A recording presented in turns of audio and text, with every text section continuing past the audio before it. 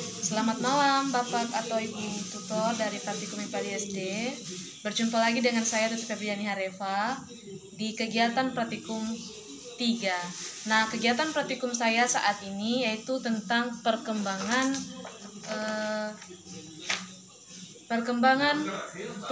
perkembangan dan perkembangbiakan makhluk hidup.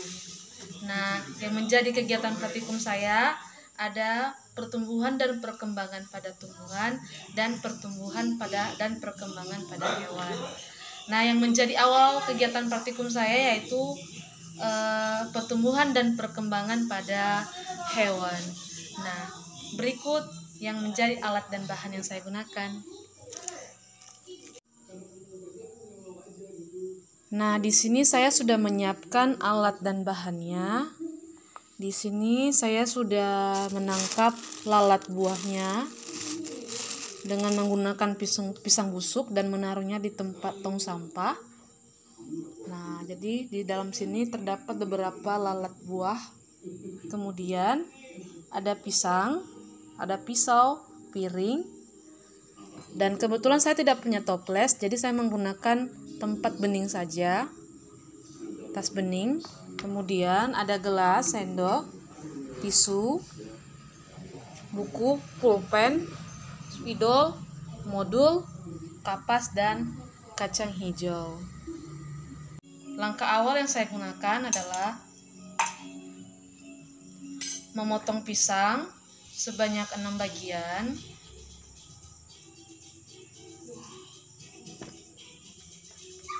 Ini pisangnya sudah agak busuk ya, banyak 6 bagian. Kemudian pisangnya dihaluskan.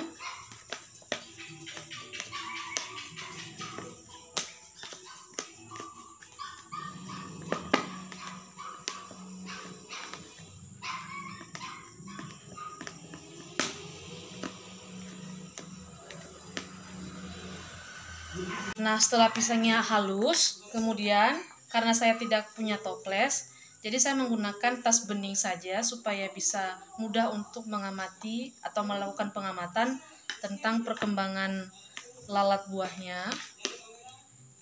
Ini saya masukkan ke dalam.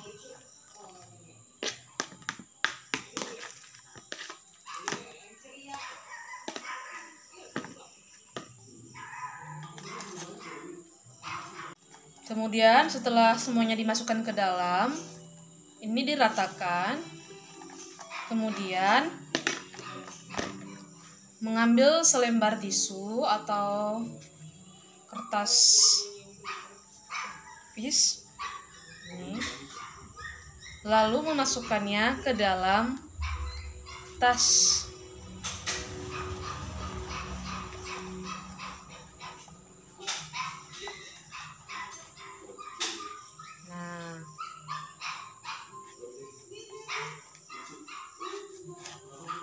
Ini setelah semuanya dimasukkan ke dalam tas.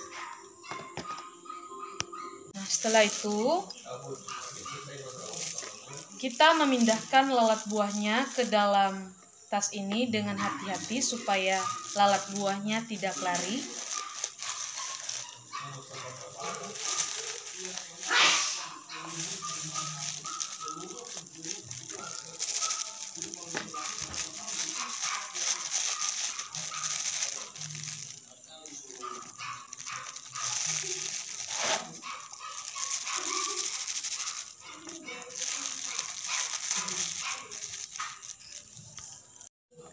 Nah, akhirnya lalat buahnya sudah masuk, tapi karena cara memasukkannya agak sulit, jadi yang masuk tadi cuma 3 ekor saja. Nah, ini dia lalat buahnya ya. Cuman 3 biji ya, 3 ekor yang berhasil masuk. Nah, demikian kita akan melihat perkembangannya setelah 6 hari. Oke, sementara untuk kegiatan praktikum tentang lalat buah, kita sambil menunggu, kita lanjut ke kegiatan praktikum pertumbuhan dan perkembangan pada tumbuhan. Berikut alat-alat bahan-bahan yang digunakan, yaitu biji kacang merah. Karena saya tidak memiliki biji kacang merah, saya menggantikannya dengan kacang hijau sebanyak 6 biji. Botol jam atau selai, botol jam selai 2 buah, kertas saring secukupnya, kertas label secukupnya, gunting 1 buah. Oke. Tahap pertama yang saya lakukan adalah merendam kacang hijau selama 1 malam. Kita akan memasukkannya sebanyak 6 biji saja ya.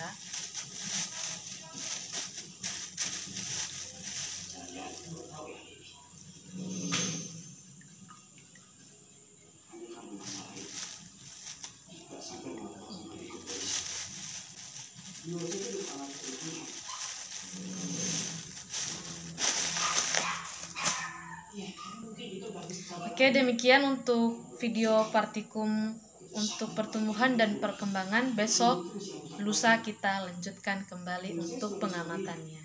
Terima kasih. Oke, hari ini kita akan melanjutkan tentang pertumbuhan dan perkembangan pada tanaman kacang hijau. Ini saya sudah merendam biji kacang hijau semalam. Ini sudah semalaman saya rendam. Kemudian saya menyediakan kapas dan tisu. Yang seharusnya pakai kertas saring, karena saya tidak memiliki kertas saring, saya akan menggunakan tisu dan kapas.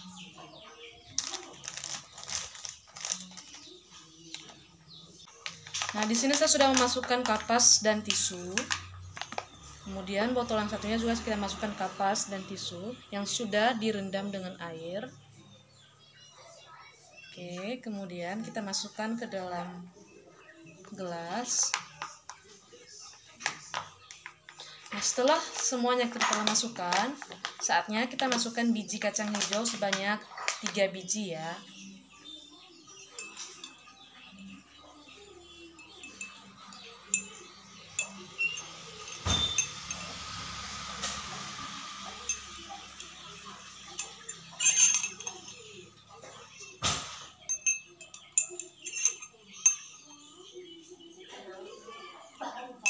Oke. Nah, saya sudah memasukkannya ke dalam kedua gelas ya. Ini. Nah, kemudian kita akan menunggu perkembangannya besok lusa. Lakukan pengamatan di hari pertama tentang penelitian tentang lalat buah atau Drosophila sp. Ini ya, ini adalah hari pertama. Nah, semalam yang berhasil masuk di dalam sini cuma 3 ekor. 3 ekor lalat buah atau Drosophila sp. Nah, di sini sudah ada telur ya. Di sini lalat buahnya sudah mulai bertelur, di mana telurnya ini berbentuk bulat lonjong warna putih. Ini ya, di dalam. Nah, ini hasil partikum kita dari ke 5 hari ya. Ini udah 5 hari umurnya. Ini kacang hijaunya, ini sudah mulai berdaun ya, dan tumbuh tidak tegak, akarnya agak miring. Ini ya, pengamatan di hari kelima. Dan sedangkan untuk lalat buahnya ini sudah mulai banyak ya. Yang semula cuma 3 ekor, sekarang sudah banyak tapi masih kecil-kecil ya.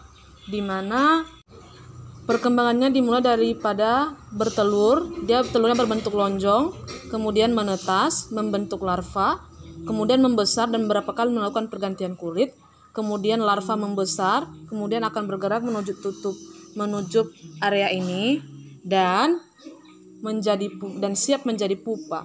Dan pupa biasanya akan menempel pada dinding tas ini dan mula-mula kemudian menetas menjadi imago atau lalat dewasa. Demikian hasil pengamatan saya tentang Drosophila sp dan kacang hijau. Dan saya mohon maaf jika ada ketidaktepatan atau tidak sesuai, saya mohon maaf dan untuk dimaklumi juga. Dan mohon maaf juga dikarenakan kurang waktu, jadi hasilnya kurang efektif, kurang memuaskan. Terima kasih.